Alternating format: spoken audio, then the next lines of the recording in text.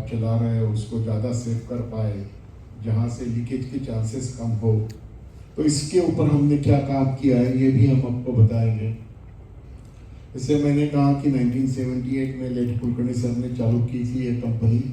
अभी हम लोग ऑलमोस्ट 50 ईयर्स कंप्लीट करेंगे 2 साल में, और हमारे पास अभी 152 एम्प्लॉयज़ है, और हमारा टर्नओवर अराउंड $4 मिलियन है, और रफली उसमें से 30% कम्स फ्रॉम एक्सपोर्ट।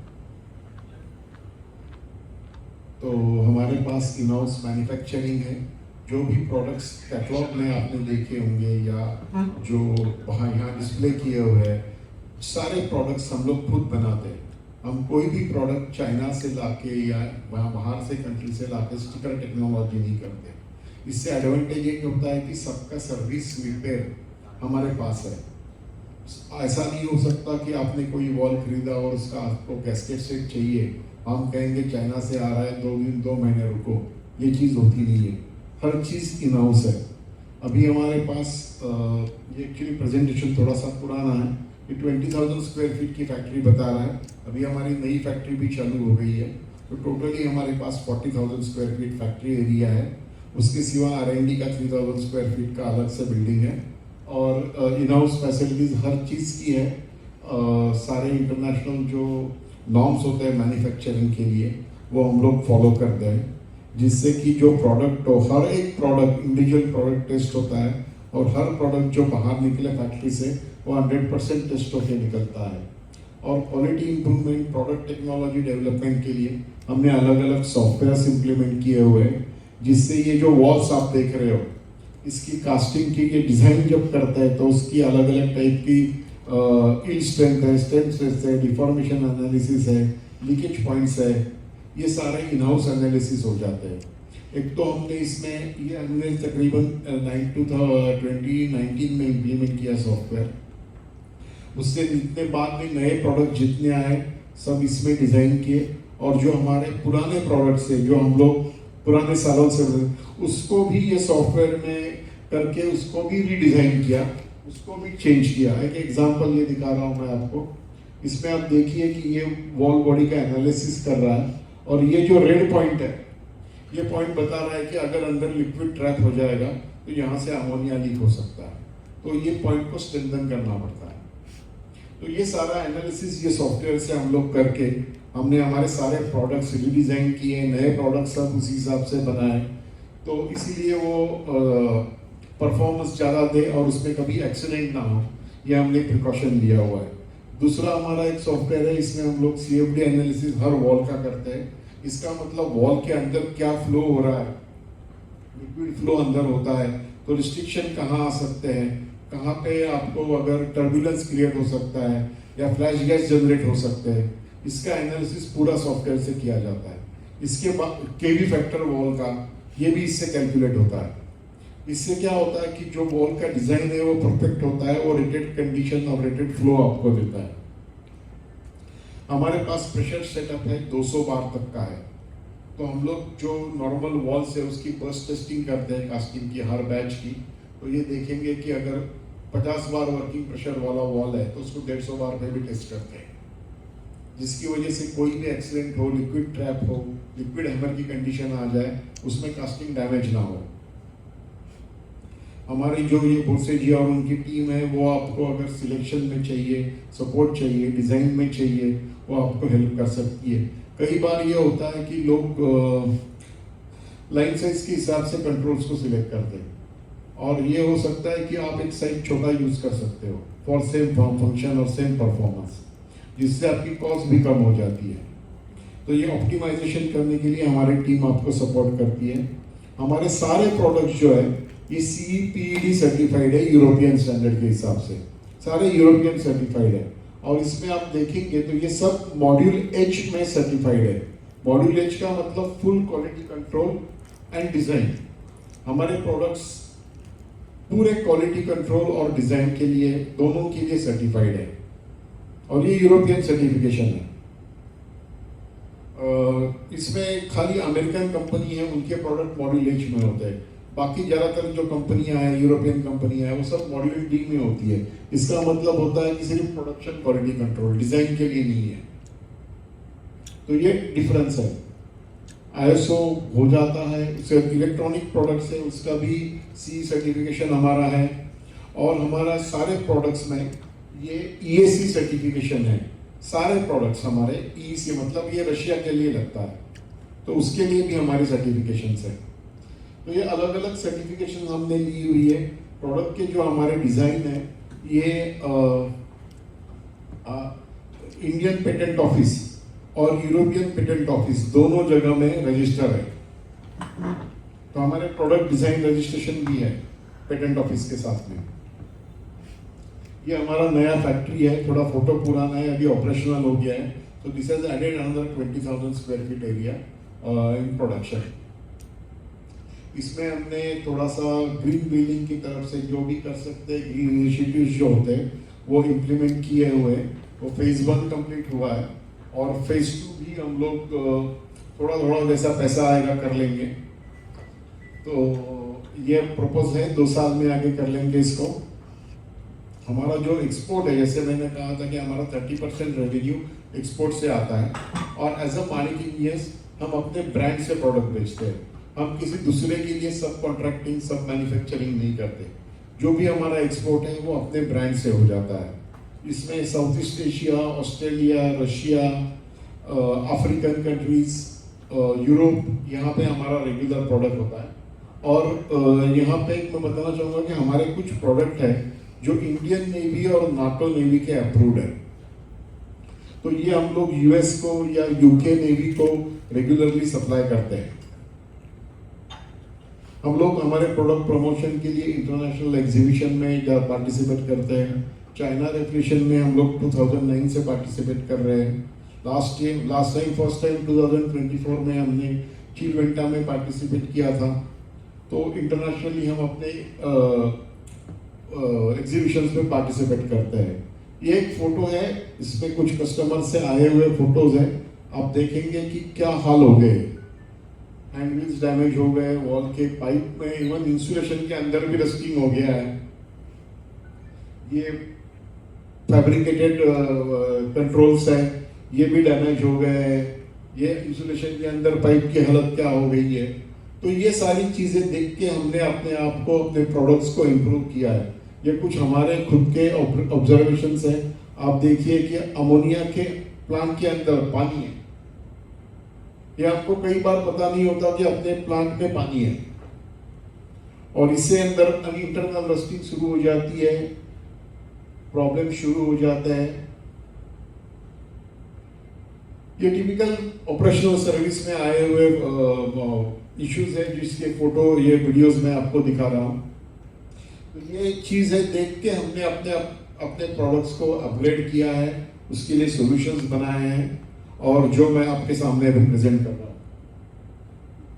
हमने स्टेनलेस स्टील रेंज में प्रोडक्ट्स लॉन्च किए हैं। SS304 के पूरे प्रोडक्ट्स हैं। इसमें आप देखेंगे वॉल्स हैं, शॉर्ट स्टैंडर्ड नेक वॉल्स है, लॉन्ग नेक वॉल्स है, 10 mm से लेकर 300 mm तक के स्टॉप वॉल्स हैं। और उसमें आप देखेंगे तो फिल्टर्स है, regulating walls, hand expansion walls है, स्टॉप चेक वॉल्स है।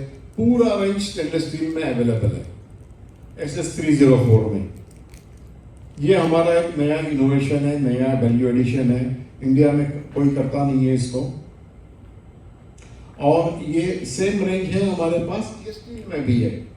तो आप देख सकते हैं कि स्टील में हमने पहले बनाया था, लेकिन जैसे हमारे एक्सपीरियंस हम देखते गए, हमने इसको स्टेनलेस स्टील में भी पूरी रेंज बना दी।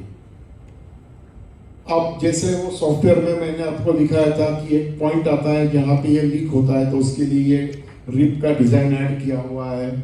वॉल के फ्लोज होते हैं, ये instead of this sharp edges हमने इसमें स्मूथ एजेस की हुई है, जिससे टर्बुलेंस ना हो जाए, वॉल में फ्लैश गैसेस ना हो जाए, या उसमें फिर लिक्विड ट्रैप ना हो जाए।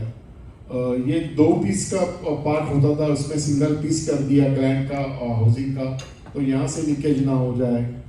ये कंटिन्यूस डेवलपमेंट करते हैं। ओरिंग की जगह हम लोग ओरिंग और टेफ्लॉन रिंग देते हैं, तो ग्लैंड से लीकेज ना हो जाए। वॉल में बैक सीट्स की अरेंजमेंट है, जिसकी वजह से आप ऑनलाइन ग्लैंड को खोल के सर्विस कर सकते हो, रिप्लेस कर सकते हो। फिल्टर्स में स्टैंडर्ड स्टेनलेस स्टील के फिल्टर्स है, उसमें ये पॉलीप्रोपेलिन की बैग भी आती है। जैसे आपके इनिशियल कमीशनिंग स्टेज में पंप का इनलेट है, कंप्रेसर का सक्शन लाइन में है, उसमें आप ये पॉलीथीन बैग वाले फिल्टर्स यूज कर सकते हो, बाद में इस बैग को निकाल सकते हो। ये एक मैग्नेटिक इंसर्ट है जो फिल्टर के अंदर लगेगा, तो जो भी आयन पार्टिकल्स आ जाएंगे फिल्टर के अंदर, वो सब ये मैग्नेट्स के ऊपर टच हो जाएंगे, तो ये डैमेज नहीं होंगे। और एक हमारी वैल्यू एडिशन है, ये हमारे हैंडविल्स है। नॉर्मली लोग ऐसे फैब्रिकेटेड हैंडविल्स देते हैं, ये बाद में ये अपने एनवायरनमेंट में गल जाते हैं, टूट जाते हैं हैंडविल्स। तो हमारे ये पूरे कास्टिंग के हैंडविल्स है, और इसमें स्टेनलेस स्टील, वॉल में स्टेनलेस स्टील के हैंडविल्स है। तो ऐसा नहीं है कि स्टेनलेस स्टील वाले हैंडविल को पत्रिका लगा दिया, सब कास्टिंग में, इन्वेस्टमेंट कास्टिंग के बने हुए हैंडविल्स है। तो हैंडविल की भी लाइफ परमानेंट हो जाए, इस तरह से हमने इसको डिजाइन किया हुआ है। एक टिपिकल कंपैरिजन है, तो 10 mm से 300 mm तक के हमारे स्टॉप वॉल है, 100 mm तक रेगुलेटिंग वॉल है, 125 की स्टॉप चेक वॉल है। जो स्टील के वॉल्स है उसका वर्किंग प्रेशर 55 बार है, और स्टेनलेस स्टील के वॉल का 80 बार है। अब ये इतना हाई प्रेशर के वॉल क्यों? आप कहेंगे कि हमारा वॉल तो 15 बार में ही चलता है, तो ये 55 बार क्यों चाहिए? तो जब हमने सी सर्टिफिकेशन लिया, तो सी सर्टिफिकेशन में एज पर EN standard 12223 जो आपका वॉल का रेटिंग है, it has to be 3 times higher than the maximum working pressure. तो अगर 15 बार या 16 बार वर्किंग प्रेशर पकड़ेंगे आप, तो आपका 45 या 48 बार वर्किंग प्रेशर वॉल का प्रेशर होता है। इसलिए हमारा स्टील का जो है वो 55 बार का है, और जो स्टेनलेस स्टील का है वो 80 बार का है। 80 बार की वजह से एडवांटेज होता है कि ये आप CO2 में भी यूज कर सकते हो, सब क्रिटिकल CO2 सिस्टम कर रहे हो तो उसमें भी ये यूज हो सकता है। और जो 55 बार के मतलब स्टील के वॉल है, इसकी हर बॉडी 80 बार पे टेस्ट की जाती है, और जो स्टेनलेस स्टील की है वो 120 बार पे टेस्ट की जाती है। तो इससे आपको 100% each and every wall body is tested at that rated condition. इससे आपको गारंटी होगी कि वॉल में कभी लीक नहीं होगा। दूसरा हमारे कंपनी का पॉलिसी है, एक प्रोडक्ट एक क्वालिटी।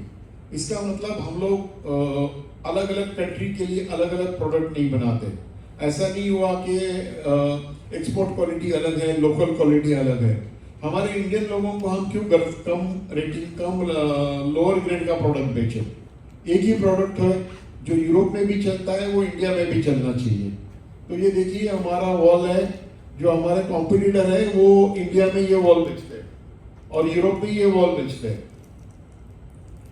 आप उनको पूछेंगे कि भैया इंडिया में लोअर क्वालिटी क्यों, तो वो लोग कहते हैं कि इंडिया को सब स्टैंडर्ड माल बेचो। हम लोग ये नहीं करते, हम लोग सारी दुनिया को जो चलता है वही इंडिया में देते हैं, क्योंकि हमारा पॉलिसी है एक ही क्वालिटी होना चाहिए, मल्टीपल क्वालिटी नहीं होना चाहिए। इसके साथ में अलग अलग टाइप के वॉल जो होते हैं, उसमें ये सर्विस वॉल्स है हमारे पास, ये स्टील और स्टेनलेस स्टील में है। अब इसमें देखेंगे ये एंगल टाइप है और ये स्ट्रेट टाइप भी अवेलेबल है। इसमें आपको प्रेशर गेज कनेक्ट करना है, प्रेशर सेंसर्स कनेक्ट करने हैं, लीकेज के लिए आपको ड्रेन पॉइंट देने हैं, इस सारी चीज़ों में ये यूज होते हैं। आप ये देखेंगे ये लॉन्ग नेक वाला होता है, इसको आप इंसुलेट भी कर सकते हैं। लेवल आइस या बुल साइज, ये हमारा और एक प्रोडक्ट है जो पूरा स्टेनलेस स्टील SS316 में बनता है। आप ये ऑयल सेपरेटर में या वेसल्स में ऑयल लेवल देखने के लिए लगा सकते हो। ये इसको इनलाइन भी लगा सकते हो, जैसे आपको ऑयल फ्लो देखना है, आपको लिक्विड का फ्लो देखना है, उसमें कंप्रेसर पैकेजेस में ऑयल लाइन में अब फिल्टर के आगे आप लगा सकते हो, तो आपको पता चलेगा कि फ्लो आ रहा है नहीं आ रहा है। ये अमोनिया लिक्विड लाइन के लिए लगे हुए हैं। इसमें आप देख सकते हो कि अमोनिया का लिक्विड लेवल जैसे सोलनाइट चालू होता है आप देख सकते हो पूरा, तो वहां पे फ्लैश गैसेस आ रहे हैं, अमोनिया आ रहा है नहीं हो रहा है, सोलनाइट वॉल से अमोनिया लीक हो रहा है, ये आपको इसमें से पता चलता है। वैसे ही लेवल गेजेस है जो आपके हाई प्रेशर और लो प्रेशर रिसीवर में कनेक्ट होंगे। इसमें स्टील और स्टेनलेस स्टील वर्जन अवेलेबल है। और हम लोग कहते हैं रिफ्लेक्स और नॉन फ्रॉस्ट। रिफ्लेक्स मतलब हाई प्रेशर के लिए और नॉन फ्रॉस्ट मतलब लो प्रेशर के लिए ये गेजेस अवेलेबल है। ये आप देख सकते हैं इसमें, जैसे यहाँ पे पूरा फ्रॉस्टिंग आया हुआ है, लेकिन यहाँ पे लिक्विड लेवल आप देख पाते हैं। ये स्टेनलेस स्टील का सेम एप्लीकेशन में स्टेनलेस स्टील लगा हुआ है। ये हाई प्रेशर रिसीवर में रिफ्लेक्स टाइप लेग लगा हुआ है, ये स्टील में है और ये स्टेनलेस स्टील में है। स्टेनलेस स्टील से क्या होता है कि आपकी सस्टेनेबिलिटी बढ़ जाती है, प्लांट की लाइफ बढ़ जाती है, एक्सीडेंट के रिस्क कम हो जाते हैं। इसमें आप देख सकते हो कि कैसे लिक्विड आपको बॉईल होते हुए दिखाई देता है। ये अलग अलग एप्लीकेशन में लगे हुए वीडियोस हैं। ये और एक नया प्रोडक्ट हमने लॉन्च किया है, इसमें लेवल ट्रांसमीटर्स है। अमोनिया की high pressure receiver, low pressure receiver की लेवल सेंस करके 4 to 20 मिली एम्पियर सिग्नल ये देता है। ये कैपेसिटेंस टाइप सेंसर के ऊपर काम करता है। ये हमने डेनमार्क में जॉइंट वेंचर करके बनाया हुआ है। इसमें 6 मीटर का लंबा केबल आता है। आपको जो केबल जो लेंथ चाहिए उसमें आप इसको कट करके लगा सकते हो। और इसका जो प्रोग्रामिंग है, मतलब जो आपकी लेंथ आपने ली है, मिनिमम मैक्सिमम लेवल है, या फिर आपको इसमें जो रेफ्रिजरेंट सिलेक्ट करना है, एक सिस्टम पूरे अलग अलग रेफ्रिजरेंट में काम आती है। मतलब आप यही एक ही transmitter CO2, ammonia, oil, HFC, HFOs, alcohol सब के लिए यूज कर सकते हो। खाली आपको ब्लूटूथ से मोबाइल पे कनेक्ट करके उसका प्रोग्रामिंग करना है। वन टाइम प्रोग्रामिंग है। मोबाइल ऐप से आप उसको सेट करो कि आपको अमोनिया के लिए यूज करना है या R404 के लिए यूज करना है, और ये आपको उस हिसाब से ऑपरेट करेगा। तो वन टाइम प्रोग्रामिंग आप इसको मोबाइल से कर सकते हो। और जैसे मैंने कहा कि 200 से 606 मीटर तक आप इसकी लेंथ ले सकते हो। तो आपको जो लेंथ चाहिए उसमें आप इसको लगा सकते हो। ये लेवल स्विच है। जैसे ऑयल लेवल है आपका, या कंप्रेसर में जो सक्शन में आपको देखना है कि लिक्विड आ रहा है नहीं आ रहा है, इसको आप कंप्रेसर सक्शन में लगा दो। अगर लिक्विड आ रहा है तो ये अलार्म देगा, गैस आ रहा है तो कुछ नहीं करेगा। Same is suitable for oil also. ऐसे ऑयल सेपरेटर में आपको ऑयल लेवल देखना है, ऑयल लेवल से अलार्म जनरेट करना है। ये सेम एक ही डिवाइस है, इसको खाली आपको मोबाइल से प्रोग्राम करके चेंज करना है। सेफ्टी वॉल्स हम लोग काफी साल से बना रहे हैं, कुछ लोग आपके यूज भी करते होंगे।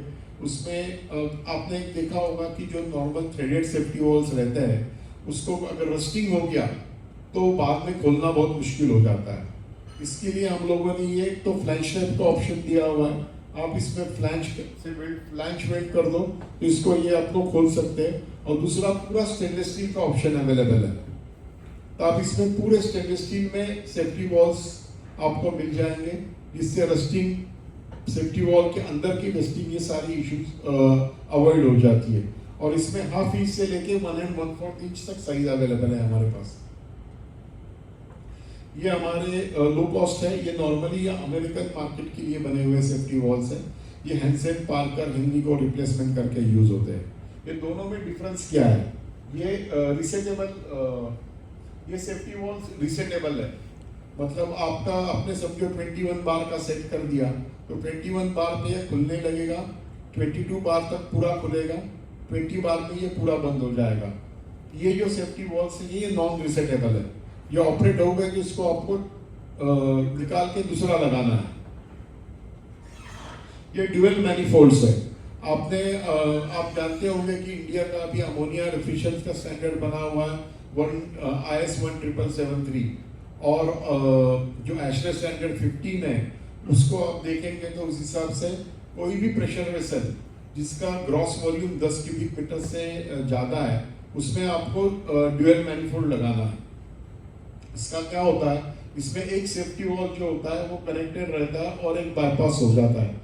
अगर किसी वजह से आपका सेफ्टी वॉल पॉपअप हो गया तो ये यहाँ से स्पिंडल से आप इसको खोल के दूसरा सेफ्टी वॉल आप सर्किट में ले सकते हो और इसको निकाल के सर्विस या रिप्लेस कर सकते हो। सेफ्टी वॉल इंडिकेटर ये हमारा और एक नया इन्वेंशन है जो इंडिया में हम लोगों ने पहली बार दुनिया में ही लॉन्च किया था। उसमें ये होता है कि ये सेफ्टी वॉल का ये स्टेम है, ये नॉर्मली हॉरिजॉन्टल रहता है। जब सेफ्टी वॉल पॉपअप हो जाता है तो ये वर्टिकल हो जाता है। ये अब देखिए इसको, ये ऊपर गया, इसका मतलब वो सेफ्टी वॉल पॉपअप हो गया।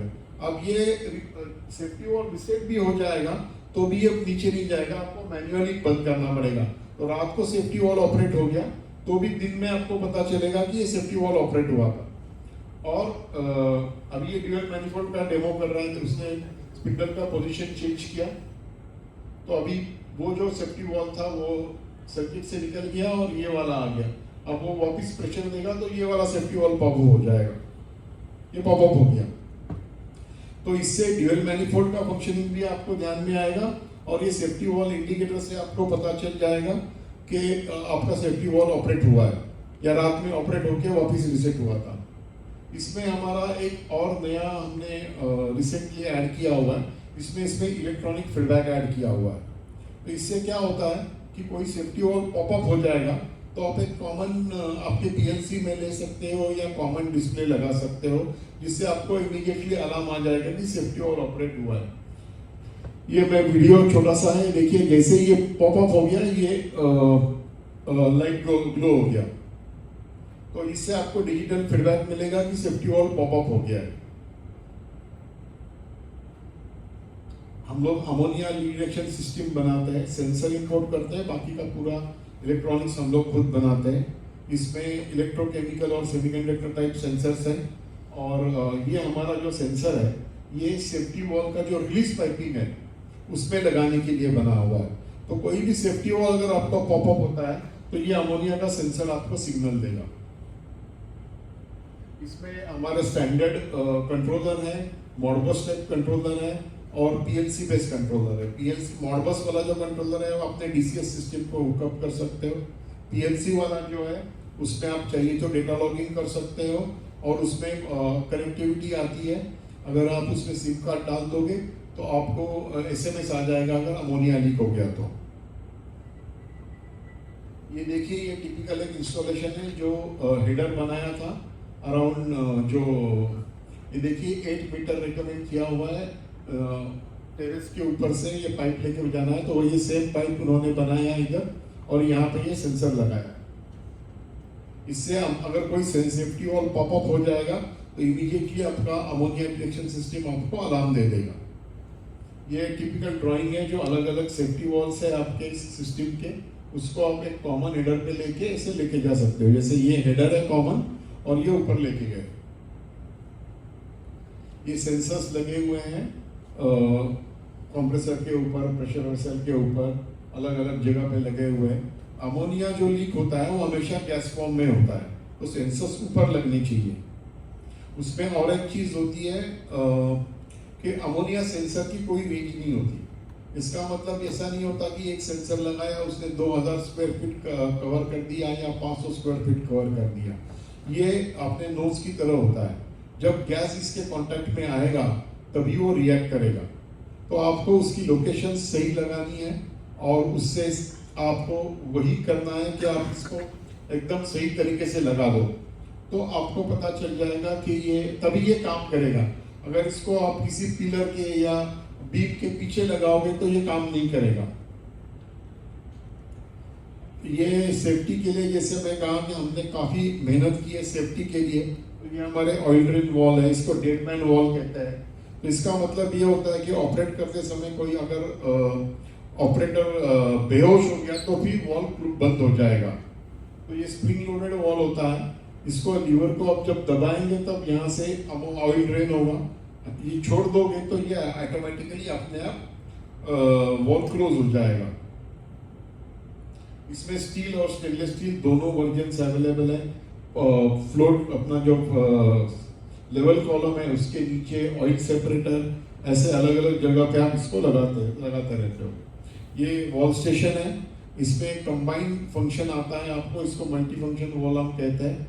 इसमें stop wall, filter, manual override, solenoid और एक्सपेंशन वॉल या स्टॉप वॉल आपको जो चाहिए वो कॉम्बिनेशन इसमें बन जाता है। वो 15 mm तक सोलोनाइड का आता है। 15 mm से ऊपर का आप देखेंगे तो इसमें आप सोलोनाइड वॉल लगा सकते हो, प्रेशर रेगुलेटर लगा सकते हो, आउटलेट प्रेशर रेगुलेटर लगा सकते हो। ये इंटरनल स्ट्रक्चर है, आपका लिक्विड आ गया वॉल के थ्रू, फिल्टर के थ्रू, सोलनॉइड के थ्रू, एक्सपेंशन वॉल के थ्रू आउटलेट में चला गया, तो आपके नंबर ऑफ वॉल्स कम हो जाते हैं और आपका जो वेल्डिंग जॉइंट्स है वो कम हो जाते हैं, जिससे स्पेस भी कम लगती है और लीकेज के पॉइंट्स भी कम हो जाते हैं। लेवल कंट्रोलर है, ये हमारा सबसे पुराना प्रोडक्ट है, जिससे 1978 में हमारी कंपनी चालू हुई थी। इसमें हमने अभी लेवल इंडिकेशन ऐड किया था, अब स्टेनलेस स्टील बनाया हुआ है, उसमें फ्लेम प्रूफ वर्जन्स भी अवेलेबल है, वो एप्लीकेशन के हिसाब से वो आते हैं। ये फ्लोट स्विच है, फ्लोट स्विच में भी हमने इंडिकेशन पार्ट ऐड किया हुआ है, जिसकी वजह से फ्लोट स्विच ऑपरेट हो रहा है तो आपको तुरंत दिखाई देगा। सोलनॉइड वॉल्स है, यह सबसे हमारी पुरानी रेंज है, एसए सीरीज जिसे हम लोग कहते हैं। एसए 5 से लेके एसए 50 या आधा इंच से लेके 2 इंच का रेंज है। और इसमें ये MRSV सीरीज है, ये इसमें स्टील और स्टेनलेस स्टील दोनों अवेलेबल है। ये डायरेक्टली डैनफोर्स को रिप्लेसमेंट करके आप यूज कर सकते हो, मतलब ये सेम फ्लैंग में बैठ जाएंगे। इसमें स्टेनलेस स्टील वर्जन भी पूरा अवेलेबल है, तो आपका ऑप्शन, और स्टेनलेस स्टील में आप देखेंगे तो फ्लैंज भी स्टेनलेस स्टील की है, तो ऑप्शन आपको अवेलेबल है कि आपको स्टील लगाना है या स्टेनलेस स्टील लगाना है। These are similar solenoid walls from 3 mm to 50 mm port size available, and these are more US market replacement for Hansen and Parker। और इसमें भी हमने धीरे धीरे स्टेनलेस स्टील वर्जन लॉन्च किया है। अभी हमारे पास 1/2 इंच तक स्टेनलेस स्टील है, but slowly will add more ranges also. ये हमारे कुछ प्लांट के इंस्टॉलेशन के फोटो है, सर है बैठे हुए, उनके ही प्लांट के फोटो है। तो ये स्टॉप वॉल्स कंट्रोल्स लगे हुए हैं।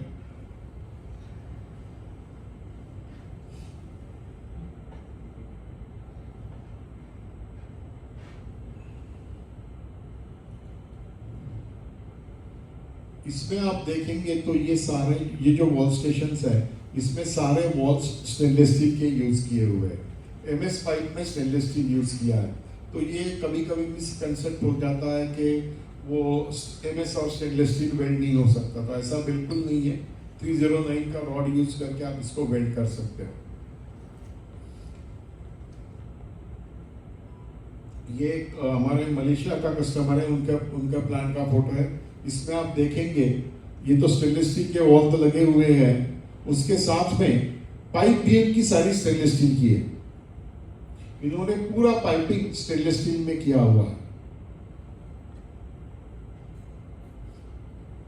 इससे, क्योंकि मलेशिया जो बेसिक कंट्री है वो सी शोर पे ज्यादा होता है, तो रस्टिंग का प्रॉब्लम उनके लिए बहुत रेगुलर फिनोमिना है। जैसे कुछ फोटो मैंने शुरुआत में दिखाए थे, इंडिया में भी रस्टिंग की बहुत इशू होती है, तो ये आप कंसीडर कर सकते हो कि आप स्टेनलेस स्टील के पाइप्स यूज करो, स्टेनलेस स्टील के वॉल यूज करो, तो रस्टिंग। और जो अभी एक एक्सीडेंट हुआ था चेन्नई के पास, जहाँ पे पाइप और वॉल फट गया, जिससे अमोनिया लीक होकर वो लड़कियों की डेथ हो गई, तो ये चीजें अवॉइड हो सकती है।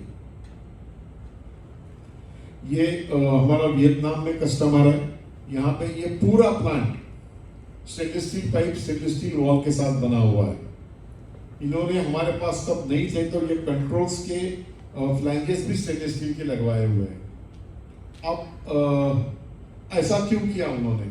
एक तो ये होचिन मिन में प्लांट है, सी शोर के पास है, तो रस्टिंग की, और उनकी सॉल्टी एयर है, तो रस्टिंग का उनके पास बहुत चांसेस थी। और दूसरा जो उन्होंने मुझे बताया, उन्होंने कहा कि मेरा टोटल प्रोजेक्ट कॉस्ट जो है, उसमें स्टेनलेस स्टील पाइप और स्टेनलेस स्टील वॉल लगाने से सिर्फ 1% की कॉस्ट बढ़ गई। इस प्लांट में 1 टन पर आवर का स्पाइरल फ्रीजर है, 6 टन पर बैच के 4 ब्लास्ट फ्रीजर है, और 1 टन पर बैच कैपेसिटी के 2 प्लेट फ्रीजर है। 3000 मेट्रिक टन का -20 का कोल्ड स्टोरेज है। इतना बड़ा प्लांट है, लेकिन आप इसमें देखा उन्होंने पूरा स्टेनलेस स्टील पाइप यूज किया हुआ है, स्टेनलेस स्टील वॉल यूज किए हुए। तो ये एक मिथ हो जाता है कि स्टेनलेस स्टील से कॉस्ट बहुत ज़्यादा बढ़ती है, ऐसा नहीं है। तो अगर सही तरीके से प्लानिंग करके आप करेंगे तो आपको स्टेनलेस स्टील से कॉस्ट डिफरेंस बहुत ज़्यादा नहीं मिलेगा, लेकिन प्लांट की सस्टेनेबिलिटी और आप प्लांट का लाइफ, वो टोटली आपको डिफरेंस मिलेगा। और उसकी एक्सीडेंट्स की इश्यूज जो है वो बिल्कुल नलीफाई हो जाएंगी। ये एक ब्रूवरी प्लांट है, यहाँ पे ये सारा पुराना स्टील पाइप और स्टील वॉल्स वगैरह लगे हुए थे, वो ओपन टू एटमॉस्फेयर कंडीशन है, ब्रू टैंक्स है, तो ये पूरे लीक हो रहे थे और वहां से इतना मतलब पाइप तो इतने रस्ट हुए थे कि वॉल की फ्लैंज खोलना भी बहुत मुश्किल था। डर लगता था कि फ्लैंज का बोल्ट आप खोलने जाओगे पीछे से पाइप टूट जाएगा। तो यहाँ पे हमने ये पूरा इसको काट के पूरे stainless steel pipe stainless steel wall के साथ में ये स्टेशन रिप्लेस किया हुआ। अब देखो ये क्लैडिंग भी इसका किया हुआ है, ये आप डिफरेंस यहाँ पे देखोगे। ये जो उनकी मेन लाइन आ रही है वो एल्यूमिनियम क्लैडिंग की है, जो नीचे का वॉल स्टेशन रिप्लेस हुआ है वो पूरा स्टेनलेस स्टील में है। इसके इनकी प्लांट की सस्टेनेबिलिटी बढ़ गई क्योंकि प्लांट सिटी के बाहर था, बाद में प्लांट के पास ही सिटी आ गई, तो लीकेज के इश्यूज काफी थे। 108 टैंक्स है, ओपन टू एटमॉस्फेयर है, तो रस्टिंग का बहुत इश्यू होता था, हर 3-4 साल में उनको रिप्लेसमेंट करनी पड़ती थी, वो पूरा अवॉइड हो गया। ये ऐसे ही और जो मल्टीपल वॉल स्टेशन हमने लगे हुए हैं वहां पे हमारे,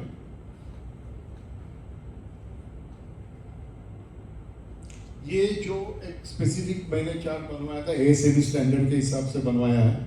इसमें आप देखोगे कि आप 15 mm का पाइप यूज कर रहे हो, you can very usually use 2.7 mm thickness SS pipe instead of 3.7 mm thickness pipe. तो SS पाइप की थिकनेस आपकी कम हो जाती है। For same pressure temperature rating you can use lower thickness stainless steel pipe, जिससे आपकी जो कॉस्ट होती है वो कम हो जाती है। और आप जब प्लांट में रिप्लेसमेंट कर रहे हो या नया प्लांट या एक्सपांशन कर रहे हो, उसमें ये कंसीडर कर सकते हो। दूसरा एडवांटेज क्या होता है कि MS पाइप आपको लगाने से पहले साफ करना पड़ता है।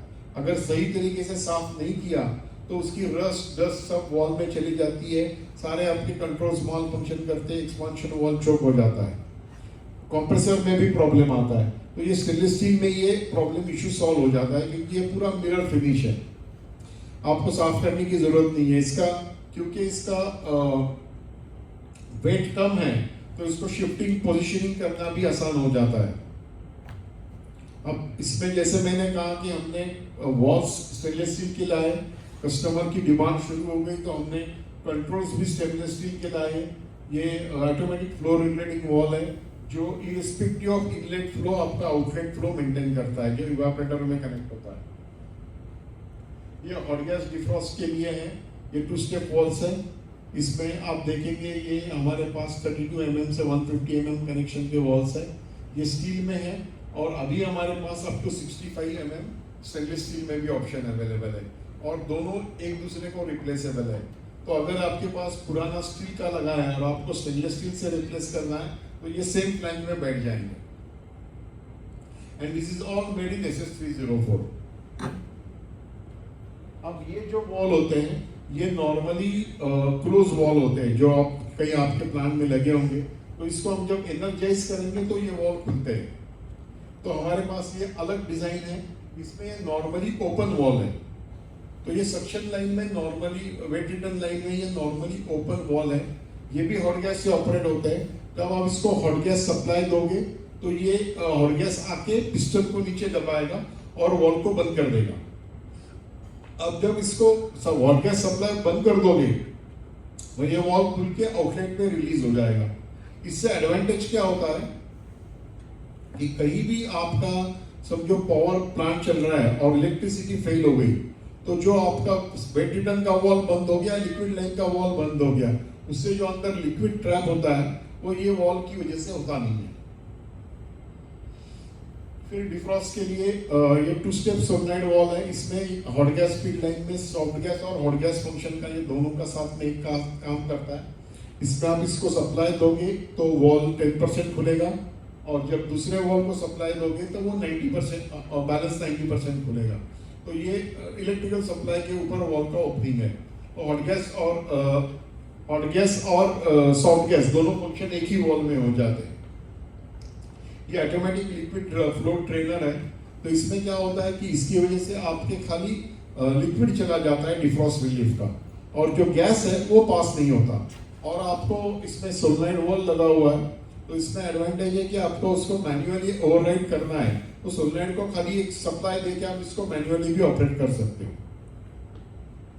हम लोग हमारे फैक्ट्री में ये वॉट गैस स्टेशंस बनाते हैं, वर्टिकल, हॉरिजॉन्टल, स्टैंड बेस, जैसे आपको चाहिए उस हिसाब से बना के प्रेशर टेस्ट करके देते हैं। तो अगर आपको रेट्रोफिट करना है, प्लांट में चेंजेस करनी है, तो उसमें आसान हो जाता है, आपका शटडाउन टाइम कम हो जाता है और पूरा प्रेशर टेस्टेड ये स्टेशन आपको मिल जाते हैं। ये एग्जांपल है, ये हमने फैक्ट्री में बनवाया था और ये एक्चुअली लगा हुआ है। ये बास्किन रॉबिन्स आइसक्रीम के लिए बनाया था हमने। तो उनका जो ब्लास्ट फ्रीजर का हॉट गैस डिफ्रॉस्टिंग में कन्वर्ट करना था, तो वो शटडाउन टाइम में 24 घंटे के अंदर रेट्रोफिट हो गया। ये कुछ वीडियोस है जो एक्चुअल हमने हॉट गैस डिफ्रॉस्टिंग इंप्लीमेंट किया हुआ था, तो उसका वर्किंग कैसे होता है आप देखेंगे। इसको जैसे ही वो डिफ्रॉस्ट मोड में चल जाता है, तो ये कंट्रोलर है इंडिपेंडेंट, एक इवापोरेटर के लिए एक कंट्रोलर होता है। आप पीएलसी नहीं लगा रहे हो तो इसको डेडिकेटेड कंट्रोलर से आप इसको कर सकते हो। आप ये देखिए फ्रॉस्ट फॉर्मेशन हुआ है फ्रीजर कॉइल के ऊपर, और वो धीरे धीरे धीरे पूरा डिफ्रॉस्ट उसको कर देगा, पूरा फ्रॉस्ट निकाल देगा। इससे क्या होता है कि एक 10 से 15 मिनट के अंदर आपका डिफ्रॉस्टिंग हो जाता है और आपको पूरा कॉइल फ्री हो जाता है, और आपको पानी की जरूरत नहीं पड़ती, इलेक्ट्रिसिटी की जरूरत नहीं पड़ती। जो गैस आपके पास फील्ड अवेलेबल है उसी को आप यूज कर रहे हो, और आपकी सिस्टम पूरी जो है एकदम क्लीन हो जाती है।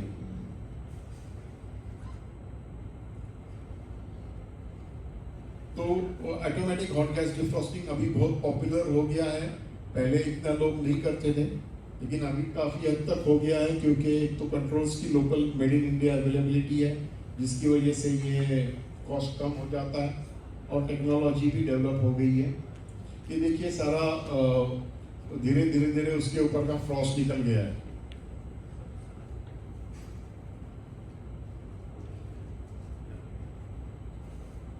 आप देख सकते हैं कि पूरा डिफ्रॉस्ट हो गया है कॉइल। वैसे जैसे पंप सिस्टम में आजकल लोग करते हैं, पंप सिस्टम में बहुत सारे लोग करते हैं, हम ग्रेविटी फील्ड सिस्टम में भी सेम चीज करते हैं। ये डेयरी के बटर कोल्ड स्टोरेज की पुरानी यूनिट्स लगे हुए थे, तो उसको हमने रेट्रोफिट किया हॉट गैस डिफ्रॉस्टिंग से, और वहाँ पे भी ये काम कर रहा है। सारे कंट्रोल्स वॉल्स उनके, क्योंकि पुराना प्लांट था तो सब कुछ अंदर लगा हुआ था कोल्ड रूम के, वहाँ पे हमने इसको फिटिंग किया है, और यहाँ पे भी 10 से 12 मिनट के अंदर पूरा डिफ्रॉस्टिंग हो जाता है। तो ये रेट्रोफिटिंग भी हम लोग कर सकते हैं, और आपके प्लांट का परफॉर्मेंस इंप्रूव करना, कैपेसिटी इंप्रूव करना, या टेम्परेचर जल्दी आना, ये सारी चीज़ें इसमें से अचीव हो जाती है।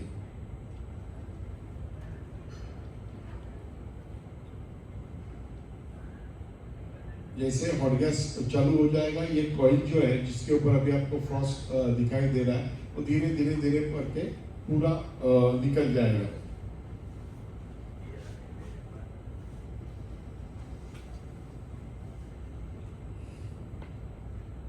तो ये सारी इंडिजिनियस टेक्नोलॉजीज हमने डेवलप की हुई है।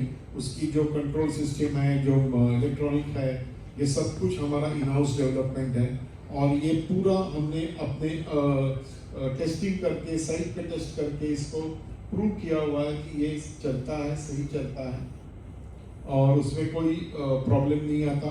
पर्टिकुलरली रेट्रोफिटिंग बहुत मुश्किल होता है, क्योंकि पुराने कई प्लांट में वॉल्स होल्ड नहीं होते, या ऑयल एक्यूमुलेटेड बहुत रहता है। तो मेरा एक्सपीरियंस है कि पुराने प्लांट में जब रेट्रोफिट करते हैं तो ऑयल भी अंदर का निकल जाता है, इवापोरेटर के अंदर ऑयल नहीं बैठता। ये देखिए कॉइल अभी इसके ऊपर का फ्रॉस्ट निकल गया है। तो टेक्नोलॉजी कोई भी टाइप का एफिशिएंट सिस्टम हो, उसमें डेफिनेटली हम लोग ये इम्प्लीमेंट कर सकते हैं, और परफॉर्मेंस इंप्रूव कर सकते हैं। हमने अभी इलेक्ट्रॉनिक एक्सपांशन वॉल्स भी बनाए हुए हैं, जो पल्सेटिंग टाइप एक्सपांशन वॉल होते हैं, वो भी स्टील और स्टेनलेस स्टील में अवेलेबल है। उसका इलेक्ट्रॉनिक कंट्रोलर आता है और 2 डिग्री की सुपरहीट में इसको ये आपके सिस्टम को कंट्रोल कर सकता है। तो ये अमोनिया का DX सिस्टम बनाया था। 5 TR का रेफ्रिजरेशन कैपेसिटी था, -5 रूम टेम्परेचर है। उसमें ये आप देखेंगे ये लिक्विड लाइन है, stop wall, solenoid wall, electronic expansion wall, stop wall और लिक्विड नीचे जा रहा है। और ये रिटर्न लाइन है, रिटर्न लाइन में खाली स्टॉप वॉल लगा हुआ है और ये सेंसर पे टेम्परेचर प्रेशर सेंसर लगे हुए हैं और ये आपका बाईपास लाइन है। तो इसमें एयर कूल्ड कंडेंसर लगा के बिल्कुल स्मॉल स्टैंड अलोन सिस्टम बनाया था कोल्ड रूम के लिए। इसका इलेक्ट्रॉनिक कंट्रोलर है, ये टेम्परेचर प्रेशर सेंस करके और टेम्परेचर को सैचुरेटेड प्रेशर में कन्वर्ट करके डिफरेंस के हिसाब से ये इसका ऑन ऑफ कंट्रोल करता है। ये ड्राइंग है, आप देखेंगे जो आपका लिक्विड फीड है वो solenoid through electronic expansion evaporator में आता है और इवापोरेटर से आपके कंप्रेसर में चला जाता है। बेसिक सिस्टम इतना ही है। तो अमोनिया में DX सिस्टम और स्मॉलर कैपेसिटी सिस्टम अभी आप कर सकते हो। फॉर्चुनेटली कंप्रेसर्स भी अवेलेबल है। ये लो साइड फ्लोट वॉल है जो मैकेनिकल कंट्रोल के लिए रेगुलेटिंग, जिसको हम मॉड्यूलेटिंग कंट्रोल कहते हैं, उसके लिए यूज होता है। ये आपके इवापोरेटर साइड में आपके या तो इवापोरेटर में या आपके जो एक्यूमुलेटर है उसमें ये या LP वेसल है उसमें ये लगेगा। और ये जो एक्सपांशन वॉल है ये आपके लिक्विड लाइन में लगेगा, जिसकी वजह से जैसे लेवल कम ज़्यादा होता है ये आपके एक्सपांशन वॉल को ऑपरेट कर देता है। ये देखिए LP वेसल है, यहाँ पे ये फ्लोट लगा हुआ है और इससे ये सिग्नल से ये एक्सपांशन वॉल है तो ये लिक्विड आपका आ रहा है, तो ये दोनों का सिग्नल लेके इस वॉल का ओपनिंग क्लोजिंग ऑपरेशन होता है। ये आप देखिए ये एक्चुअल लगा हुआ है, जैसे ये सर्च ड्रम है, सर्च ड्रम में ये फ्लोट लगा हुआ है कंट्रोल के लिए, हाई लेवल स्विच लगा हुआ है और ये इनलाइन में फिल्टर, सोलनॉइड वॉल और एक्सपांशन वॉल लगा हुआ है। तो ये मैकेनिकली मॉड्यूलेटिंग कंट्रोल करता है। इनलाइन चेक वॉल्स है, हम लोग ये 15 mm से लेके 125 तक के बनाते हैं। फिल्टर्स है, जो भी हम फ्लैश टाइप फिल्टर्स है, वेल्डेबल भी फिल्टर्स मैंने आपको दिखाए थे। तो ये फ्लैश टाइप फिल्टर्स है, ये भी 15 mm से लेके 125 mm तक हम लोग बना देते हैं। ये जो वॉल है ये चेक वॉल है। चेक वॉल में इसमें जो नॉर्मल स्टॉक चेक वॉल, इसमें डिफरेंस ये है कि इसको ये मैनुअल स्पिंडल से वॉल को आप खोल सकते हो। फिर हम लोग ये प्रेशर टेम्परेचर रेगुलेटर बना देते हैं, जिसमें आप inlet outlet pressure regulation, differential pressure regulation control कर सकते हो। आप देखिए इसमें भी हमारे पास स्टेनलेस स्टील वर्जन अवेलेबल है, up to 65 mm we can give you stainless steel from your walls are available right now. Very soon we will be adding the larger size also. इसके पायलट वॉल्स है वो भी stainless steel में अभी available है, solenoid wall है, pressure regulator है। इसमें inlet pressure regulator, outlet pressure regulator, differential pressure regulator, ये सब फंक्शंस हमारे पास है। आप जो पायलट लगाएंगे वो फंक्शन वो वॉल कर देगा। ये OEM प्रोडक्ट है, हम जॉनसन कंट्रोल के लिए बनाते हैं, जो स्क्रू कंप्रेसर के पैकेज में लगता है। ये आपका जो ऑयल सेपरेटर है, वहाँ से जो डिस्चार्ज में कंप्रेसर के कंडेंसर में लाइन जाती है, वो उसमें ये वॉल लगता है। इसमें सक्शन प्रेशर से ये कंट्रोल होता है, जिसकी वजह से जो आपका कोई भी हालत में आपका ऑयल कैरी ओवर नहीं होता। फार्मास्यूटिकल इंडस्ट्री के लिए हमारे पास ये फ्लेम प्रूफ वर्जन्स में solenoid walls, level controllers, sensors ये भी अवेलेबल है, जो हम इंडियन फार्मा इंडस्ट्री को देते हैं। ऑटोमेटिक एयर पर्किंग सिस्टम एक हमारा मेन प्रोडक्ट है, जो आपके प्लांट को एनर्जी एफिशिएंट बनाता है, सेफ बना देता है और अमोनिया रिलीज के चांसेस जो है मैनुअल पर्किंग में होते हैं उसको पूरा एलिमिनेट कर देता है। ये स्टील वर्जन में भी आता है, स्टेनलेस स्टील वर्जन में भी आता है और इसमें सिंगल पॉइंट या मल्टी पॉइंट फंक्शंस अवेलेबल है। ये जो फोटो आप देख रहे हैं इस तरह से पूरे फैक्ट्री में बन के रेडीमेड आ जाएगा, तो इसको आपको अलग से कोई साइट पे कोई असेंबली इंस्टॉलेशन करना नहीं है, खाली पाइप का कनेक्शन करना है। इलेक्ट्रिकल कनेक्शंस भी पूरा वायरिंग होके आता है, तो आपको उसमें एडिशनल कुछ नहीं करना है, सिर्फ इस यूनिट को लगाना है। और इसका एक एडवांटेज है कि आप इसको ऊपर कहीं पे भी रख सकते हो, प्लांट रूम में रखो, कंडेंसर के पास रखो, रिसीवर के पास रखो। इसमें ये कोई ज़रूरी नहीं है कि आप इसको कंडेंसर आपके रिसीवर के ऊपर लगाना है वगैरह, ऐसी ज़रूरत बिल्कुल नहीं है। कॉस्ट एकदम मॉडरेट कॉस्ट है, इससे नॉर्मली 1-1.5 ईयर पेबैक पीरियड आ जाता है। इसमें कोई भी एक्सटर्नल रेफ्रिजरेंट, सिंथेटिक रेफ्रिजरेंट या फिर कंप्रेसर, कंडेंसिंग यूनिट यूज़ नहीं होता। जो अपना रेफ्रिजरेशन प्लांट है उसी से वो रेफ्रिजरेशन का सिग्नल लेके काम करता है, तो इसको एडिशनल पावर नहीं लगती, उसको उतनी पावर लगती है जितनी एक सोलनॉइड वाल्व को ऑपरेट होने के लिए लगती है। और ये पूरा स्टैंड अलोन सिस्टम है, इंडिपेंडेंटली कंटिन्यूसली ऑनलाइन काम कर सकता है। आप एग्जिस्टिंग प्लांट में भी इसको रेट्रोफिट कर सकते हो, जिसकी वजह से आपको अगर आपके पास में नहीं लगा हुआ है तो आप इसको बड़ी आसानी से अपने एग्जिस्टिंग प्लांट में लगा सकते हो। हमारे पास 16 पॉइंट तक पर ऑप्शंस अवेलेबल है, उसमें वाटर बबलर का भी अभी सिस्टम ऐड किया हुआ है। इसकी वजह से क्या होता है कि जो आपका वेट हो रहा है एयर का, वो हवा पानी में चला जाता है, तो ये गारंटी देता है आपको कि इसमें कोई अमोनिया बाहर नहीं आएगा। सेम ये है, ये अमोनिया डिहाइड्रेटर है, ये अमोनिया से पानी निकाल देता है, ऑयल निकाल देता है, डर्ट निकाल देता है। अब हमेशा ध्यान रखिए कि एयर जो होता है वो हमेशा हाई प्रेशर साइड में एक्यूमुलेट होता है, और जो पानी होता है वो लो प्रेशर साइड में एक्यूमुलेट होता है। तो एयर को हम लोग नॉर्मली वर्किंग में पर्जर का देखेंगे तो एयर को हम लोग कंडेंसेशन प्रिंसिपल से निकाल देते हैं, और जो पानी निकालना है वो इवापोरेशन प्रिंसिपल से निकालना होता है, क्योंकि अमोनिया और पानी दोनों बहुत जल्दी मिक्स हो जाते हैं। तो मिक्सिंग अवॉइड करने के लिए आपको ये इवापोरेशन करके पूरा पानी निकालना होता है। और उससे क्या होता है, अगर अमोनिया और पानी मिक्स हो गए तो सबसे बड़ी चीज़ होती है कि उसका बॉइलिंग पॉइंट बढ़ जाता है। इसका मतलब आपको वही टेम्परेचर अचीव करने के लिए लोअर सेक्शन पर प्लांट चलाना पड़ता है, आपको कंप्रेसर की कैपेसिटी ज़्यादा लगती है। और उससे क्या होता है कि दूसरा उसमें ऑयल, क्योंकि ये पानी अमोनिया में पानी और कंप्रेसर के ऑयल के साथ मिक्स होकर ऑयल डैमेज कर देता है, स्लज फॉर्म्स करता है, तो अंदर जो रस्टिंग शुरू हो जाता है और आपका प्लांट का जो लाइफ है वो कम हो जाता है। मैंने आपको वीडियोस दिखाए थे कि अंदर पानी कैसे होता है। कई बार लोगों को लगता है कि मेरे अमोनिया में पानी नहीं है, ऐसे नहीं होता, पानी अंदर रहता ही है।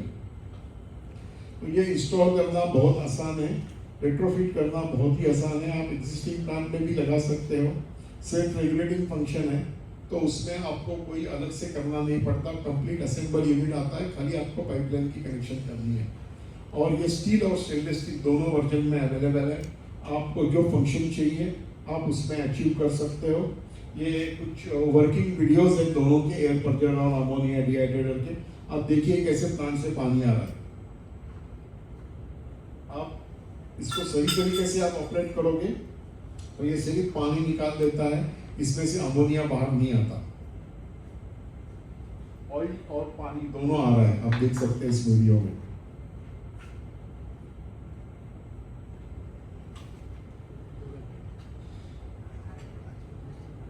और ये जो लेफ्ट साइड का वीडियो है ये एयर पर्जर का है, स्टेनलेस स्टील का एयर पर्जर है, और ये हमने अभी रिसेंटली दुबई में लगवाया था, टेरेस पे लगा हुआ है। ऑलमोस्ट आप देखेंगे +50 डिग्री टेम्परेचर में वो काम कर रहा है, और उसमें भी एयर कंटिन्यूसली बबलर से तो निकल जाती है। ये आप देखो पानी निकलते जा रहा है, तो इतना पानी आपके प्लांट में रहता है, आपको पता ही नहीं होता कि आपके अमोनिया में पानी है। तो ये इसको रेट्रोफिट करो या नए प्रोजेक्ट में ऐड कर दो, हमेशा से उसका परफॉर्मेंस आपको मिलता है, सक्शन प्रेशर बढ़ता है और ऑयल का लाइफ बढ़ जाता है। ये देखिए, ये जो एयर निकल रहा है वो सब वाटर बबलर में आ रहा है, जिसकी वजह से अमोनिया की लीकेज के चांसेस बिल्कुल जीरो है। कई पर्जर होते हैं उसमें वो हवा में छोड़ देते हैं, या ऐसे वो कोई छोटा सा बॉटल लगा देते हैं, तो इससे ये जो पर्जर है, इससे जो ये बबलर है, इसमें आने की वजह से इसमें कंटिन्यूस फ्रेश वाटर का कनेक्शन रहता है, इससे अमोनिया बाहर आने का, पर्जर से अमोनिया लीक होने का बिल्कुल चांस नहीं होता। मैंने कहा कि जैसे मैंने शुरुआत में आपको कहा था कि जो एक्सीडेंट हुआ है वो poor quality equipments, lack of maintenance, उसकी वजह से हुआ है। तो हमने ये सारे प्रोडक्ट्स बने हुए हैं जो आपके प्लांट को सेव करेंगे, एनर्जी एफिशिएंट करेंगे, उसके साथ में एक्सीडेंट के चांसेस बिल्कुल एलिमिनेट करेंगे। ये टिपिकल ड्राइंग है। तो ये जो यहाँ का जो पोर्शन है, ये पूरा पर्जर आपको फैक्ट्री से असेंबल मिलेगा। वायरिंग भी पूरी हो जाती है। आपको खाली साइड से ये जो पर्च पॉइंट की कनेक्शंस है और ये जो लिक्विड फीड का कनेक्शन है और रिटर्न लाइन का कनेक्शन, इतनी पाइप, आधा इंच की पाइप की कनेक्शन करनी है। बाकी आपको कुछ नहीं करना है, बाकी पूरा असेंबल्ड पर्जर फैक्ट्री से आएगा। और इसको आप कहीं पे भी रख सकते हो। आप प्लांट रूम में रखो, कंडेंसर के पास रखो, रिसीवर के पास रखो, कोई भी जगह पे इसको रख सकते हो। एलिवेशन से उससे कुछ फर्क नहीं पड़ता है। कंडेंसर के ऊपर चाहिए, रिसीवर के ऊपर चाहिए, ऐसी कोई इसकी जरूरत नहीं है। ये सेम है डिजाइन जो ग्रेविटी फीड सिस्टम में भी हम लोग लगाते हैं। जैसे अपने चिलिंग प्लांट्स होते हैं, डेयरी के मिल्क चिलिंग प्लांट्स, उसमें भी हम लोग पर्जर लगा सकते हैं, उससे भी काफी बेनिफिट होता है। एक टिपिकल केस है, आइसक्रीम प्लांट था, उनका 16 kg डिस्चार्ज प्रेशर था। तो पर्जर लगाने के बाद एक दिन में वो 12 kg तक नीचे आ गया। तो आप पेबैक पीरियड देखोगे तो इनका तो 6 महीना ही था। ये अलग अलग एप्लीकेशन है, जैसे फ्रीजिंग पॉइंट है, पोटैटो कोल्ड स्टोरेज है। और यहाँ पे जो मैंने कैलकुलेशन दिखाया है, ये सिर्फ डिस्चार्ज प्रेशर में क्या चेंज हो रहा है, उसमें कितना पावर सेविंग होता है और दिखाया। जो कंडेंसर का स्केलिंग है, जो ऑयल का डैमेज है, कंप्रेसर का वेयर एंड टेयर है और उसके स्पेयर पार्ट का कंजम्पशन है, वो कॉस्ट इसमें नहीं पकड़ा हुआ है। तो ये आप देख सकते हो कि इसमें payback period is most of the cases is 1 year और 1.5 year मैक्सिमम, और लेस देन 1 year। तो इससे आपका प्लांट सेट बन जाता है, आपकी एफिशिएंसी बढ़ जाती है और नेचुरली आपका वेयर एंड टेयर कंप्रेसर का कम हो जाता है। ये जो अमोनिया डिहाइड्रेटर है उसका ये इंस्टॉलेशन है। ये जो ब्लॉक दिखाया है ये पूरा असेंबल्ड आपको मिल जाएगा। आपको इसमें क्या करना है, एक अपना कंटेमिनेटेड लिक्विड का कनेक्शन देना है, सक्शन लाइन देना है, और जो आपका हाई प्रेशर से इंटरमीडिएट वेसल या फिर आपका एलपी वेसल को लिक्विड लाइन जा रहा है, उसको ये डिहाइड्रेटर से रूट करके वापस लेके जाना है। बस इतनी पाइपिंग आपको करनी है। इलेक्ट्रिकल वायरिंग कुछ नहीं करनी है, खाली सप्लाई कनेक्ट करना है। इसमें आपका प्लांट से पानी निकल जाएगा, ऑयल निकल जाएगा, डर्ट निकल जाएगा, जिसकी वजह से आपका प्लांट कंटिन्यूस एफिशिएंटली चलता रहेगा। इसका भी पेबैक पीरियड है, वो 1 year 1.5 year के अंदर हो जाता है। इसमें स्टील और स्टेनलेस स्टील दोनों वर्जन अवेलेबल है। ये टिपिकल पोटैटो कोल्ड स्टोरेज की केस स्टडीज है। तो आप देखोगे खाली एयर की वजह से कम 4 लाख रुपए का इलेक्ट्रिसिटी का बिल बढ़ जाता है। और पोटैटो कोल्ड स्टोरेज 270 दिन ही चलते हैं, पूरे 365 दिन भी नहीं चलते। और यही अगर आप पानी का भी पकड़ोगे और दोनों का पकड़ोगे तो 10 से 12 लाख रुपए का डिफरेंस एक साल में आ जाता है। और इसके सिवा जो अमोनिया, मैनुअल पर्जिंग में जो अमोनिया लीक होता है, उसकी जो कॉम्प्लिकेशंस होती है, जो ऑयल डैमेज होता है, जो एफिशिएंट कैपेसिटी कम पड़ती है, उसकी जो बेनिफिट्स है वो अलग है। ये अमोनिया सैंपलर किट है। इससे आप अमोनिया में जो पानी है या जो मॉइस्चर है उसको आप चेक कर सकते हो। ये पूरा किट बैग में आता है, तो इसको आप मल्टीपल प्लांट पे भी यूज कर सकते हो। एक प्लांट में लेके उसको टेस्ट करके दूसरे प्लांट में भेज सकते हो, या फिर आप अपने कस्टमर को सर्विस दे सकते हो। ये देखिए, ये लो प्रेशर साइड में लगा हुआ है। इसमें उन्होंने अमोनिया का सैंपल ले लिया और फिर धीरे धीरे अमोनिया इवापोरेट हो गया, जो रह गया वो पानी है। तो ये आपको हेल्प करता है कि आपके प्लांट में पानी है या नहीं है, इसको चेक कर सकते हो। पीरियडिकली आप चेक कर सकते हो, और इसको आप डेफिनेटली, क्योंकि ये किट है, आप मल्टीपल प्लांट्स में भी इसको यूज कर सकते हो। ये आप देखिए, ये कनेक्ट किया उन्होंने और यहाँ पे 60 ml का सैंपल लिया था और फिर 2 घंटे के बाद जो इवापोरेट हो गया अमोनिया, तो उसके बाद में उनके पास कुछ 3-4 मिलीमीटर का पानी मिला। लेकिन आप जब कहेंगे कि 3 मिलीमीटर ही पानी मिला, तो 60 मिलीलीटर में 3 मिलीलीटर पानी मिला।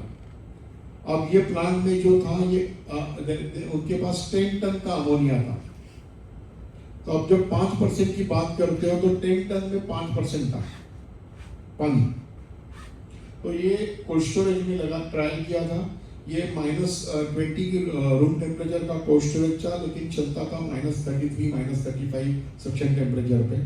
जब इसमें से पानी निकाला 1 साल तक पूरा चलते चलते, तो इसका टेम्परेचर -25 आ गया। ये देखिए आप, इसमें आप देख सकते हैं कि ये पानी का सैंपल है इधर। ये किट से आप लोग टेस्ट कर सकते हो आपके पानी का।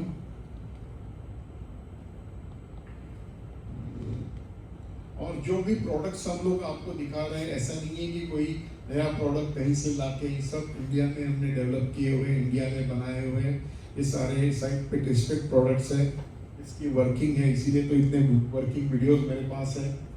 ये एक अमोनिया जो पैकेजर बॉटलर होते हैं, जो आपके अमोनिया को बॉटल करते हैं, मतलब बड़े स्टोरेज से आपके अमोनिया सिलेंडर में डालते हैं, तो सिलेंडर से अमोनिया चेक करने के लिए हमने किट बनवाया है।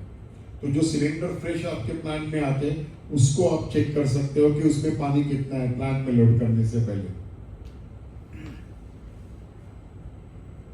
इमरजेंसी प्रेशर अलार्म, ये एक और सेफ्टी इक्विपमेंट है जो अभी इंडियन स्टैंडर्ड बना हुआ है 17773, IS स्टैंडर्ड 17773। आप लोग भी BIS से डाउनलोड कर सकते हो। अगर आपको डाउनलोड नहीं कर पाए तो मुझे मेल कर देना, मैं आपको कॉपी भेज दूंगा। ये स्टैंडर्ड हमने एज अमोनिया एसोसिएशन की तरफ से बनवाया था, फ्री बनवाया था, और उसको गवर्नमेंट से पीछे लग के इंडिया में स्टैंडर्ड गवर्नमेंट ने के लिए करवा दिया है। इसका इमरजेंसी प्रेशर अलार्म का ये फंक्शन ये है कि ये आपके प्रेशर सेंसर जो है, ये आपके हाई प्रेशर रिसीवर पे लगेगा, और जो कंट्रोलर है वो आपके प्लांट रूम में पैनल में लगेगा। ये आपके रिसीवर का प्रेशर दिखाएगा। अगर अलार्म होता है तो ऑडियो अलार्म देगा, और इसमें रिले आउटपुट होता है। तो ये रिले आउटपुट से आपको करना क्या है, जिसको किंग वॉल कहते हैं, मतलब जो वॉल आपका रिसीवर से LP वेसल में कनेक्ट होता है, रिसीवर के ऊपर से, लिक्विड से नहीं, गैस साइड से, गैस साइड में उसको कनेक्ट करना है। अगर किसी वजह से रिसीवर का प्रेशर बढ़ गया, तो वो वॉल खोल के वो LP वेसल में लिक्विड ड्रेन कर देगा, प्रेशर रिलीज कर देगा, तो आपका रिसीवर का प्रेशर बढ़ेगा नहीं। ये स्टैंडर्ड में लिखा हुआ है, अनफॉर्चुनेटली इंडिया में बहुत कम लोग फॉलो करते हैं। माइंड ट्रैप अलार्म है, ये कोल्ड स्टोरेज के अंदर अगर आदमी कोई फंस गया, तो उसका अलार्म और ट्रिपिंग सिग्नल बनाने के लिए, जनरेट करने के लिए होता है। इसमें ये पुश बटन होता है, जो सेल्फ इल्यूमिनेटेड पुश बटन है, ये रूम के अंदर लगेगा। और ये आपका ऑडियो विजुअल अलार्म जो है, ये आपका मेन रूम में लगेगा, प्लांट रूम में लगेगा। तो आपको ऑडियो भी अलार्म आएगा, विजुअल भी आएगा। और इसका इम्पोर्टेंट ये है कि इसमें इनबिल्ट बैटरी बैकअप होता है, 6 घंटे का बैटरी बैकअप है। तो किसी वजह से आपका पावर भी चला गया, तो भी ये यूनिट काम करता रहेगा। तो अगर अंदर आदमी रूम के अंदर फंस जाता है, तो ये बटन दबाएगा, तो आपको ऑडियो विजुअल अलार्म आपके पास आ जाएगा। ये देखिए, एक्चुअली ये लगा हुआ है यहाँ पे स्विच, और ये आपके प्लांट रूम में ये अलार्म लगा हुआ है। इससे हमारी कंपनी जो है वो मैकेनिकल, इलेक्ट्रिकल, इलेक्ट्रॉनिक्स हर चीज़ में काम करती है, हर चीज़ में प्रोडक्ट बनाती है। तो जो मेरा प्रेजेंटेशन है, इसमें ये हर टाइप के प्रोडक्ट आते हैं।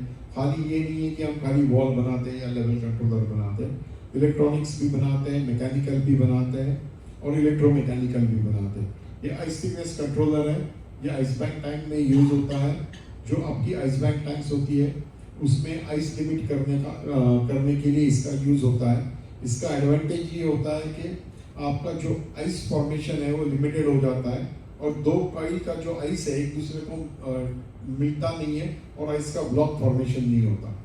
ये देखिए, इसमें एक सेंसर लगा हुआ है, ये सेंसर आइस थिकनेस सेंस करता है, और जैसे ही उसका सेंसर के ऊपर आइस आता है, ये कंट्रोलर के थ्रू आपका जो लिक्विड लाइन का सोलनॉइड वाल्व है या लेवल कंट्रोलर है उसको कट ऑफ कर देता है, जिसकी वजह से आइस ब्लॉक फॉर्म नहीं होता आईवीटी में। और जब आपको आइस मेल्ट करना होता है तो वाटर चारों तरफ से घूम के आइस को मेल्ट कर देता है। अब हम जो जैसे मैंने कहा कि इलेक्ट्रॉनिक्स में है तो हम ये स्टैंड अलोन कंट्रोलर्स बनाते हैं जो स्क्रू कंप्रेसर पिस्टन कंप्रेसर के लिए यूज होते हैं। इसमें आप लोग इंडिपेंडेंट कंप्रेसर को कंट्रोल कर सकते हो। यहाँ पे पीएलसी नहीं लगा हुआ है, वहाँ पे ये कंट्रोलर्स ऑटोमेटिक प्लांट काम करते हैं। ये आपने देखा होगा, ये नंबर ऑफ कंट्रोलर्स लगे हुए हैं प्लांट में। क्योंकि क्या होता है कि पीएलसी आप लगाओगे तो पीएलसी का मेंटेनेंस और पीएलसी के लिए स्पेशलाइज आदमी की जरूरत पड़ती है। बड़े प्लांट में वो होना बहुत आसान होता है, बड़ी प्लांट्स में इंस्ट्रूमेंटेशन इंजीनियर होता है, लेकिन छोटे प्लांट्स होते हैं, इंडिविजुअली ओन प्लांट्स होते हैं, उसमें वो मेंटेनेंस के लिए आदमी आना या पीएलसी का आदमी आफ्टर सर्विस में बहुत महंगा हो जाता है। ये जो वीडियो है इसमें हम लोगों ने जो ओरिजिनल सैब्रो का जो कंट्रोल पैनल था उसको रिप्लेस किया था।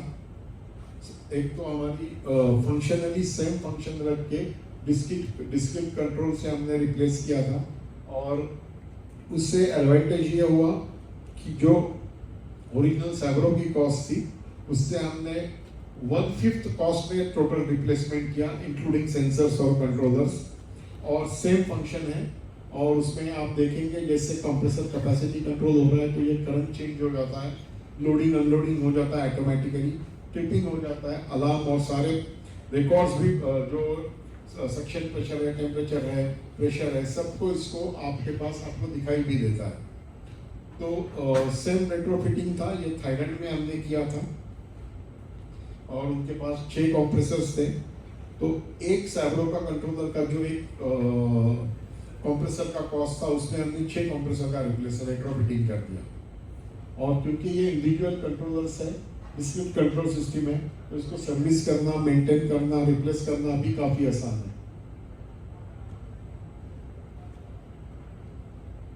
इससे काफी एनर्जी सेविंग मिलता है। जो आप कंप्रेसर का ऑटोमेशन करते हो तो अलग अलग टाइप के कंप्रेसर से पेबैक पीरियड बहुत बढ़िया होता है। ये just use and throw type temperature meters है, उसमें 5 मीटर का केबल आता है, 230 वोल्ट्स पे चलता है। आप इसमें डिग्री सेंटीग्रेड या डिग्री फ़ारेनहाइट दोनों के ऑप्शंस अवेलेबल हैं, और इसको आप कोल्ड रूम के बाहर वगैरह लगा सकते हो या कहीं पे आपको खाली देखने के लिए लगा सकते हो। ये एक हमारा और नया इनोवेशन है, इसका अभी हमारा फील्ड ट्रायल चल रहा है।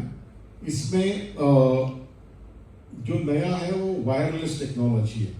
वायरलेस का मतलब जो सेंसर है वो आपके कोल्ड रूम के अंदर लगेगा, उसमें खाली 230 वोल्ट सप्लाई आएगा, लेकिन इसमें से आपके इंस्ट्रूमेंट तक कोई केबल नहीं आएगा। ये वायरलेस से डेटा ट्रांसमिट करेगा, और फिर ये जो यूनिट है ये मल्टीपल यूनिट से लेके मेन यूनिट को डेटा देगा, वो भी सब वायरलेस कनेक्शन होगा, और फिर वो मेन यूनिट जो है वो सर्वर पे डेटा अपलोड कर देगा। इससे क्या होगा कि आपको केबलिंग की जरूरत नहीं है। ये नया प्रोडक्ट डेवलप किया हुआ है, अभी टेस्टिंग के लिए कोल्ड स्टोरेज में लगा हुआ है। We are testing it at -20 room temperature. तो सेंसर -20 के अंदर है, और एंटी रूम में ये लगा हुआ है ट्रांसमीटर उसका सर्कुलेशन है, और मेन यूनिट जो है वो हमारा लगा हुआ है प्लांट रूम में। तो प्लांट रूम में उनको यूनिट से टेम्परेचर भी दिखाई देता है, और वो सर्वर पे डेटा सारा अपलोड भी होता है। हर 5 मिनट पे डेटा अपलोड होता है। तो एक नया इनोवेशन है ये हमारा। इससे केबल कॉस्ट, केबल वायरिंग, वो केबल जो होती है उसको चूहे काट दिए, ये सारी चीजें अवॉइड हो जाएगी। उसके सिवा हम लोग ये standard stand alone temperature indicators, temperature humidity indicators, ये सब बनाते हैं। इसमें वॉल माउंटिंग एनक्लोजर्स है, पैनल माउंटिंग है, IP65 एनक्लोजर्स है। तो ये टेक्नोलॉजी इन-हाउस है, सब हम लोग बनाते हैं। इसमें साइजेस है डिस्प्ले की, 1/2 inch, 1 inch, 2 inch, up to 4 inch display sizes are available. अगर आपको लॉन्ग विजिबिलिटी चाहिए, दूर से देखना है, तो वो सारी चीज़ें अवेलेबल है। टेम्परेचर सेंसर्स है, प्रेशर सेंसर्स है, टेम्परेचर ह्यूमिडिटी सेंसर्स है, ये सब भी हम लोग खुद बना देते हैं, सब इन हाउस मैन्युफैक्चरिंग है। अलग अलग एप्लीकेशन के हिसाब से उसकी थर्मोवेल वाली या डायरेक्ट कंप्रेसर पे फिट होने वाले या कोल्ड रूम के लिए या अलग अलग टाइप के सेंसर्स बनते हैं। ये हमारा डेटा लॉगर है, डिजिटल डेटा लॉगर। इसमें आप लोग मॉडेम के थ्रू आपका जो है वो डेटा सब सर्वर पे आता है हर 15 मिनट में। तो आप इसमें सेंसर लगा दो तो आपका सारा डेटा आपको सर्वर पे आ जाएगा। एट द सेम टाइम आपको ये मोबाइल ऐप पे भी आ जाएगा। हमारे मोबाइल ऐप भी है, आप एंड्रॉयड से या आईफोन से iOS सिस्टम में उसको यूज़ कर सकते हो, तो मोबाइल पे भी आ जाएगा। आपको कस्टमर को एक्सेस देना है, मल्टीपल एक्सेस देने हैं, तो आप जिसके साथ पासवर्ड यूज़र नेम शेयर करोगे वो सारे लोग इसको इंस्टॉल करके डेटा देख सकते हैं। इसमें अलर्ट भी आ जाएंगे मोबाइल पे, अगर टेम्परेचर हाई होता है, लो होता है, तो वो अलर्ट्स भी इसमें अवेलेबल है। और ये सर्वर पे डेटा 1 साल का मेंटेन होता है, तो हर 15 मिनट में डेटा अपडेट होता है। तो आप 1 साल भर का डेटा सर्वर से कभी भी डाउनलोड कर सकते हो, उसको एक्सेल में, CSV फाइल फॉर्मेट में, PDF फाइल में आप देख सकते हो। तो ये सारी हमारा सर्वर खुद का है, तो हमारे सर्वर पे ये डेटा रहता है, और किसी और पे सर्वर नहीं है, तो उसका थेफ्ट होना या किसी और के पास जाना वो चांसेस भी नहीं है। टिपिकल आप देखेंगे कि ये डेटा लॉगर लगा हुआ है और ये डेटा का फॉर्मेट आ रहा है कस्टमर के पास। सिमिलरली ये हमारा डेटा कॉन्सेंट्रेटर सिस्टम है। इसमें कुछ इनिशियली प्रॉब्लम आए थे, अभी ये डिज़ाइन भी हमने अपडेट किया है। तो आपके जो स्टैंडर्ड टेम्परेचर कंट्रोलर्स लगे हुए हैं वो मॉडबस के थ्रू ये यूनिट को कनेक्ट करेंगे और ये यूनिट आपका सर्वर पे डेटा लेके आएगा।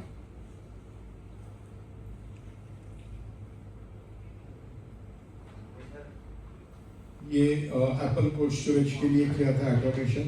ये अलग अलग इंस्ट्रूमेंट्स लगे हुए हैं, उसमें टेम्परेचर, ह्यूमिडिटी और एथिलीन का रिकॉर्ड होता है, और वो सेंट्रलाइज डेटा कॉन्सेंट्रेटर के थ्रू कंप्यूटर पे चला जाता है। क्योंकि आप जानते हैं कि एप्पल कोल्ड स्टोरेज में एक बार वो सील हो गए तो 4 महीने खुलते नहीं है, तो आपको कंटिन्यूस डेटा मॉनिटर करना पड़ता है।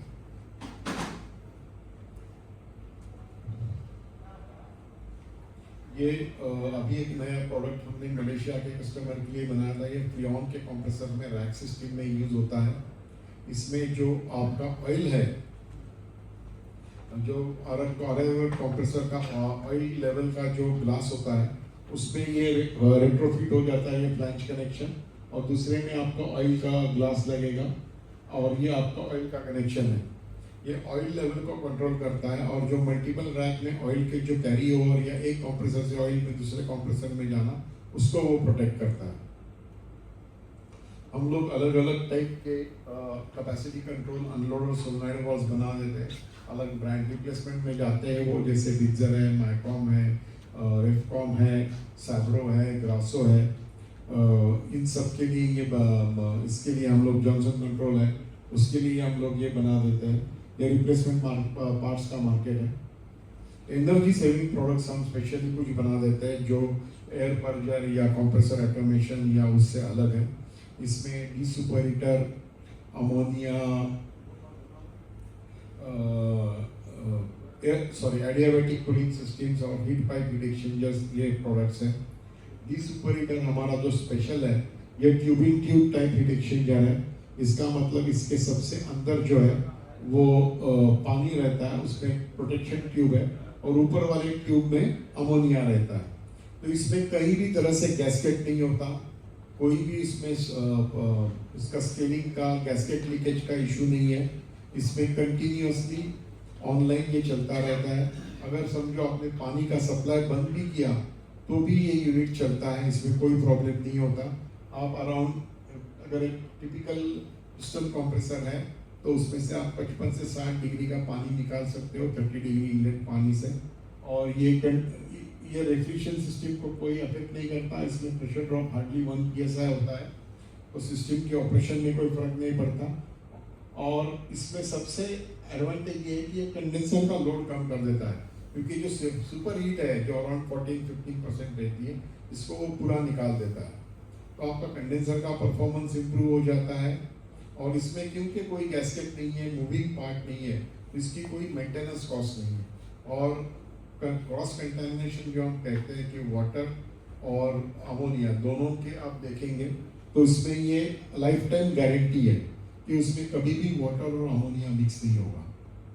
इसकी वजह है कि इसके ऊपर ये जो प्रोटेक्शन ट्यूब लगा हुआ है, इसमें अगर पानी लीक हो गया तो ये ट्यूब से बाहर आएगा, अमोनिया लीक हुआ तो ये यहाँ से बाहर आएगा, दोनों एक साथ कभी मिक्स नहीं होंगे। ये इसकी स्पेशलिटी है। उसके सिवा हम लोग हीट पाइप हीट एक्सचेंजर बना देते हैं। Heat pipe heat exchanger normally air to air heat recovery में कोल्ड स्टोरेज में यूज होता है, या आप इसको एयर टू वाटर या एयर टू ऑयल ये भी इंडस्ट्री में यूज होता है, इसमें कर सकते हैं। हम लोग इसको 0 to 600 डिग्रीज के एप्लीकेशन रेंज में बना देते हैं।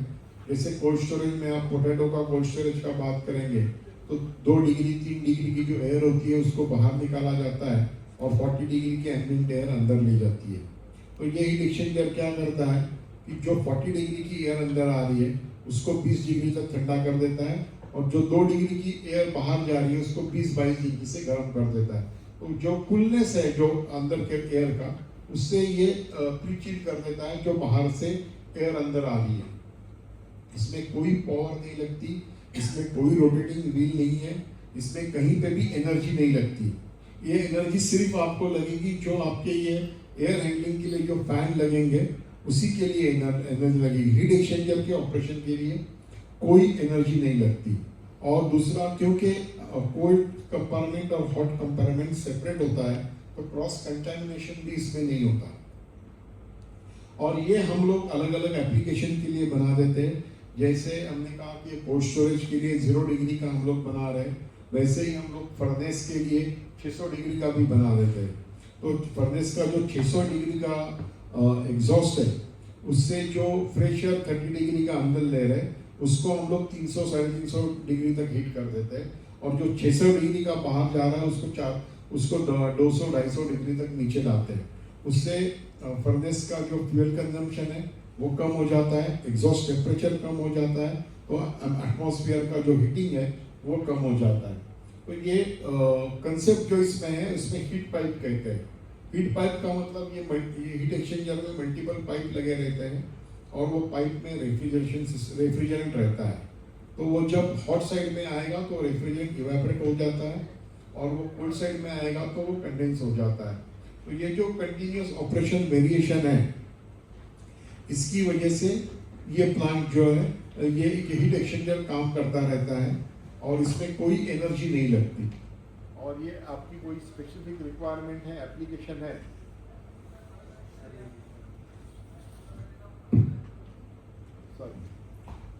आपकी कोई स्पेसिफिक एप्लीकेशन रिक्वायरमेंट है तो हम उसमें से ऑयल हीट करना है एग्जॉस्ट से आपके, या पानी हीट करना है, वो भी हम लोग बना सकते हैं। ये एडियाबैटिक कूलिंग सिस्टम है। ये नॉर्मली जो एयर कूल कंडेंसर्स है उसके लिए हम रेट्रोफिट सिस्टम देते हैं। तो ये एयर कूल कंडेंसर में ये बाहर से ये मेश लगता है, और ये ऊपर इसमें ये नोजल के थ्रू वाटर का मिस्ट का स्प्रिंकलिंग होता है। इसकी वजह से जो आपकी जो 40-45 डिग्री की एयर अंदर आ रही है वो 8 to 10 डिग्री से उसका टेम्परेचर कम हो जाता है, पानी इवेपोरेट होता है, और जो एयर का टेम्परेचर है वो कम होने से कंडेंसर के ऊपर लोड कम हो जाता है। कंडेंसर का जो आपका 55-60 डिग्री का जो एग्जॉस्ट एयर टेम्परेचर है वो 40-45 में आ जाता है। तो 7-8% का आपको इसमें बेनिफिट मिलता है। इसमें एनर्जी सेविंग भी आपका होता है, कंडेंसर का लाइफ भी बढ़ जाता है, और वाटर कंजम्पशन इसमें बहुत कम होता है। टिपिकली हम लोग कहते हैं कि एक नोजल 1 स्क्वायर मीटर एरिया के लिए लगता है, और एक नोजल का water consumption is hardly 2 litres पर मिनट। इसमें इलेक्ट्रॉनिक कंट्रोल आता है इसका। तो ये जो कंट्रोलर है ये एम्बिएंट टेम्परेचर सेंस करके ये जो आपका जो मिस्ट है जो ऑपरेशन है उसको कंट्रोल कर देता है। इसकी वजह से आपका वाटर कंजम्पशन भी कम होता है। आप ये मिस्ट देख रहे हो, इसमें ज़्यादा अच्छे तरह से दिखाई देगा ये फोटो में। तो और आपका परफॉर्मेंस भी इम्प्रूव हो जाता है। तो ये अलग अलग टाइप के प्रोडक्ट्स हैं जो उसमें sustainability, energy efficiency, plant performance improvement and daily automation, ये सारे प्रोडक्ट्स हम लोग बना देते हैं। मेनली ये सारे अमोनिया रेफ्रिजरेशन में यूज़ होते हैं। लेकिन आप सब जानते हैं कि अमोनिया के लिए बनी हुई कोई भी चीज़, आप कोई भी रेफ्रिजरेंट को यूज़ कर सकते हो।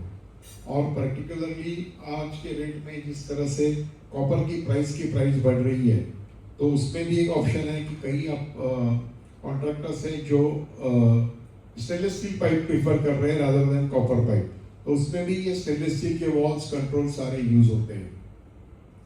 तो ये सारे प्रोडक्ट्स हैं, ये हम लोग कंटिन्यूसली डेवलप करते हुए बनाए हुए हैं। ये जो मैंने अभी जो वीडियोस आपको दिखाए उसमें ये कुछ यूट्यूब में डाले हुए हैं, तो इसकी ये लिंक्स हैं। और जो आपको मेरा कार्ड, आपके बैग में मेरा कार्ड है, तो उसके पीछे QR कोड है, उसमें आप लोग यूट्यूब चैनल को डायरेक्टली कनेक्ट कर सकते हो। हम लोग इंडिया में और इंडिया के बाहर काफ़ी एग्जीबिशंस में पार्टिसिपेट करते हैं। जैसे अभी रिसेंटली लास्ट वीक हमने सी फूड शो में चेन्नई में पार्टिसिपेट किया था, और फिर सितंबर में अनुगा जो फूड मशीनरी का शो है और आइसक्रीम एग्जीबिशन है, उसमें हम लोग पार्टिसिपेट करेंगे इंडिया में। और जो इंडिया के बाहर है, तो अगस्त फर्स्ट वीक में हम लोग न्यूजीलैंड कोल्ड स्टोरेज एसोसिएशन का जो एग्जीबिशन है उसमें पार्टिसिपेट कर रहे हैं। वियतनाम में वियत फिश एग्जीबिशन होता है सी फूड का, उसमें पार्टिसिपेट कर रहे हैं। और चिल वेंटा एग्जीबिशन जो जर्मनी में होता है, वहाँ पे भी हम लोग पार्टिसिपेट करते हैं। तो आप कोई भी एग्जीबिशन में आ रहे हो तो हमारे बूथ को ज़रूर विजिट कीजिए। You are most welcome to visit us, क्योंकि यहाँ हम लोग ज़्यादा प्रोडक्ट नहीं ले पाए, एग्जीबिशन में थोड़े और प्रोडक्ट हम लोग डिस्प्ले करेंगे। हमारा वेबसाइट है, इसमें आप लोग डायरेक्टली सारा डेटा इंफॉर्मेशन कैटलॉग्स अवेलेबल है, इसको आप लोग डाउनलोड कर सकते हो। हमारा यूट्यूब चैनल है, जैसे मैंने कहा कि हमारा जो आपको जो बैग है, बैग में कार्ड है मेरा, तो कार्ड में आप यूट्यूब चैनल को कनेक्ट कर सकते हो।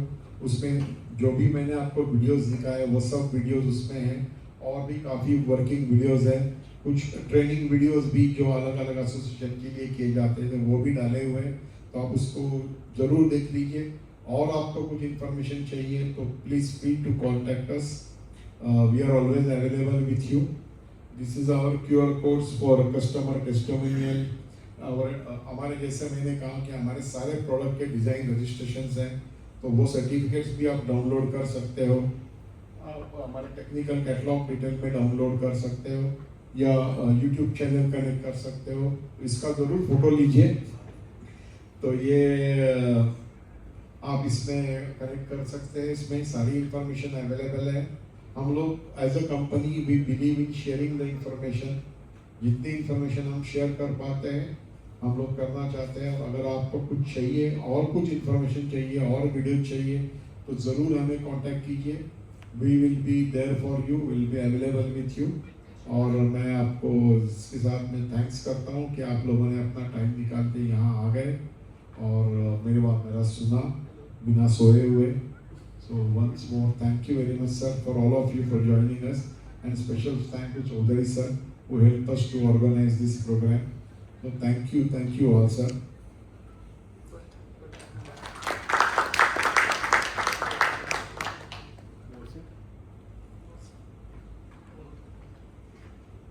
बोलसे जी को कुछ कहना है, पूछ लेता है, नहीं तो मेरे ख्याल से खाना लग गया है।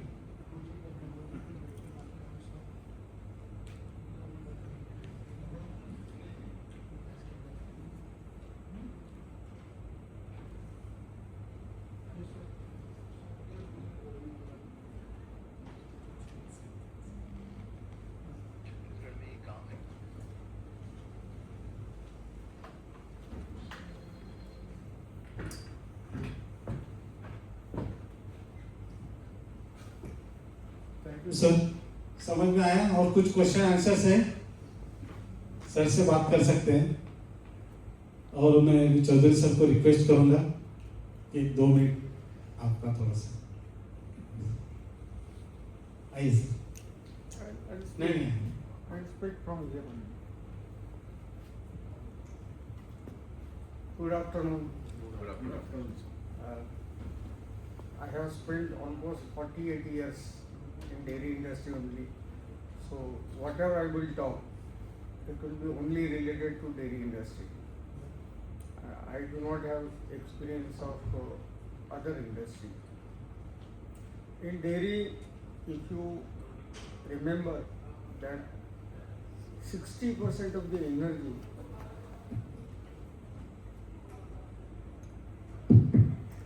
60% of the energy is spent in refrigeration only. So refrigeration is a very, very important factor for dairy operations and cost control. As Mr. Joshi has said, that I remember my 1978 days where the refrigeration cost was about 1 rupees and 20 paisa per TR. Unless and until you calculate the TR cost, whatever you are spending for chilling of milk or pasteurization or whatever it is. So in 1978 it was about 1 rupees and 20 paisa per TR was the operational cost. Now if you see it in 2022 or 23, it has come down as low as 75 paisa.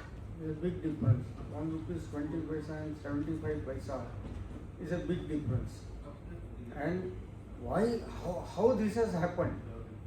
This has happened only because of the efforts of Mr. Joshi from time to time. Implementation of this one, say like ammonia. Ammonia when you buy, you do not know how much water it contains. Your cylinder comes, you just unload it and do it. Then selection of stainless steel valves makes a very dent in the system. So if I calculate the operational cost and multiply it with 20 or 24 hours a day and 365 days a year, it comes crores and crores of rupees.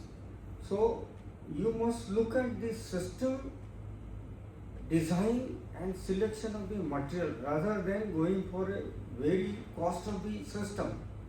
Suppose somebody is telling you that now the refrigeration cost per TR is about 2 lakh rupees. Even if you spend 50,000 rupees more, still it is worth, because the multiplication factor is very big. Even if you spend, your payback period is not even more than 6 months, and that will pay you lifelong. So during selection of the system or this one, never go for a cheaper system or the MS system or all these things. Whatever Mr. Joshi has told, I still recollect many of the things which I have implemented in the past. And I really feel very happy that whatever he has pointed out, I used to remember now that it has happened in the past actually only. So in 2015, we were able to go up to 75 paisa per TR from 1 rupees 20 paisa. It is a big saving. If I say it will come in crores and crores of rupees of per year operation. So if you want to save the money, you must listen to Mr. Joshi and implement the things on your own, in your own plant, and you will see the results. The payback period is not this one. So go for a better system, go for the better equipment, and I always love to go for indigenous made equipments. I do not believe in importing it and then putting it and then spending more money for the spares and everything. So I really appreciate the organization money as not only today but from last 15 years, that they are continuously monitoring and they are very thorough in their subject. That much I can tell you. So please listen to them, implement it very, very methodically, and if you have got any problem, you can always contact me. Thank you. Thank you sir. Questions कुछ है तो आप बात कर सकते हैं. Otherwise यहाँ पे हमने प्रोडक्ट लगाए हैं, तो एक बार आप प्रोडक्ट्स देख सकते हैं. उनके बारे में इंफॉर्मेशन ले लो, तब तक खाना भी तैयार हो जाएगा। ओके, 15-20 मिनट आप देख सकते हैं।